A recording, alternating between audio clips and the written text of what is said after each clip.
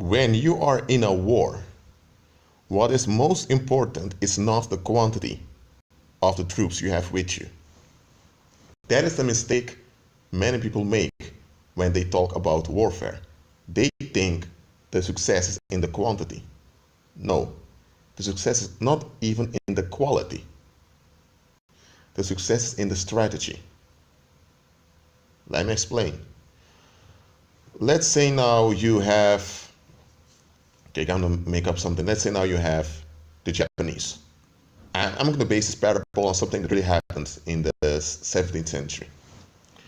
You have the Japanese Empire, or you had an emperor ruling the country, but you had this warlord that was the prime minister. And this warlord needed to boost the economy of Japan. So what did he do? He threatened to invade the Korean kingdom. Now, by doing this, he would get in trouble with the Chinese Empire. But hold up. The Chinese Empire was far bigger in population. So the military of the Chinese Empire would have been far bigger than that of Japan, right? But here's a catch. Even though the Qing dynasty, or Qin dynasty, however you pronounce it, even though that dynasty had more people, they didn't have the strategy of Japan. Because Japan built many ships. Japan is an archipelago, remember? It's a group of islands. They are an island nation, so they built many ships. So they sailed to Korea. They occupied the maritime port of Busan. Afterwards, they marched on land towards Hanseong. Today that's called Seoul, the capital. And from there, they marched on to Pyongyang. I don't know the previous name of Pyongyang, but that's how they did. I believe it was within 2 or 3 months they did it. And not only that, you also had ships that sailed all the way to the northwestern shores of Korea. So the Japanese were very strategic. So within 3 months, they occupied the whole of Korea. Now, the Qing dynasty, had to acknowledge Japan's rulership of Korea. They won. I mean, they didn't even have to fight that much. They just used their strategy and they occupied the whole of Korea. So that would have been it, right? But here's the catch. The Japanese had a good strategy, but they didn't look beyond. They didn't look at the bigger picture.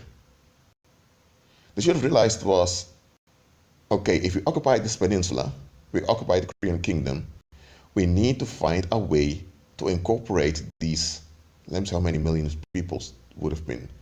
Maybe 12 million. I don't know the exact amount of people that lived in Korea back then. Some source said 4 million, others says 12 million, but okay, let's say in a previous video that I talked about this, I thought it was 4 million, but let's say now it were around 12 million people, just for the parable's sake. Let's say it would be 12 million people living in the Korean kingdom. You know, I have 12 million people added as subjects.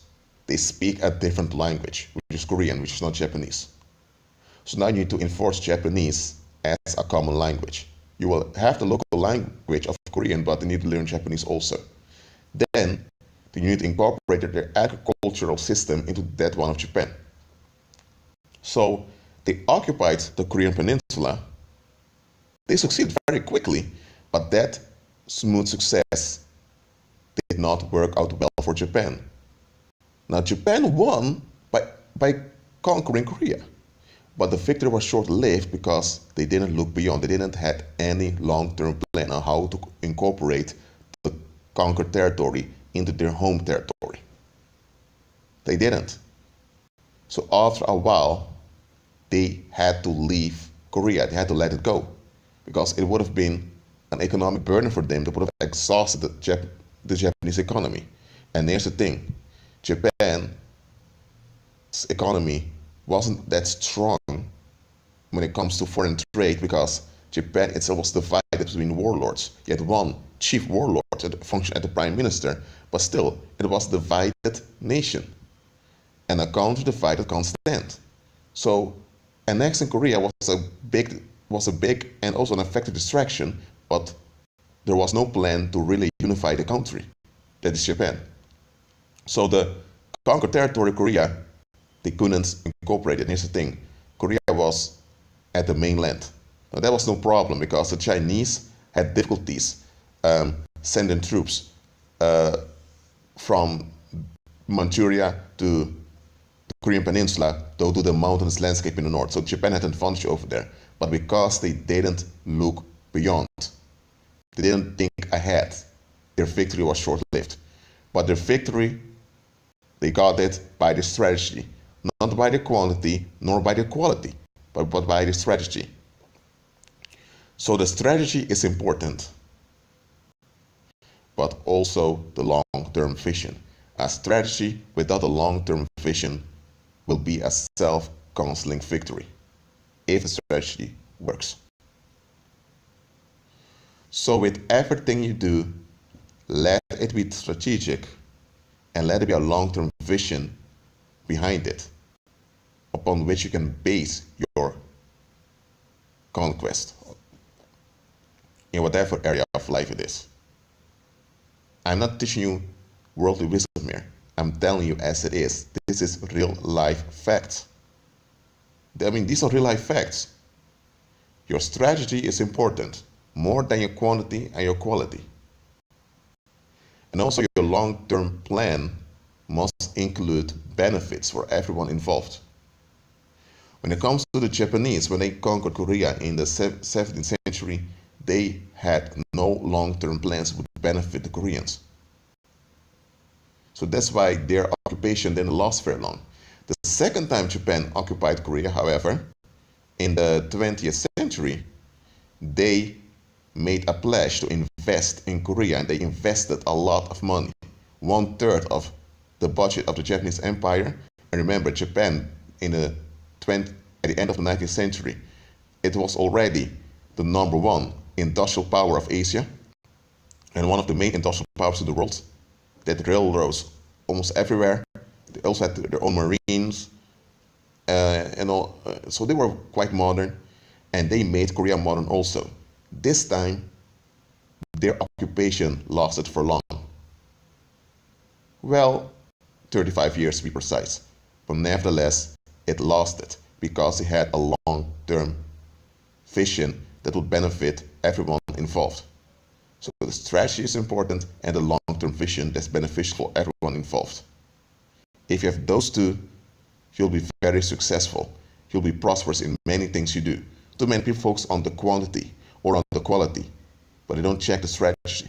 And some people have the strategy, but they don't look beyond. They only think about the victory, about getting what they want, but they don't think of what are they going to do after they get what they want.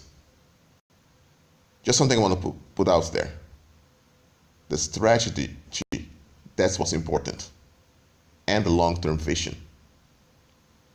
So if you lack understanding in this, pray about it, that the Lord will grant you a good strategy that's practical for you. And the long-term vision, already have it. You walk by faith. That being said, agree with Christ and be at peace.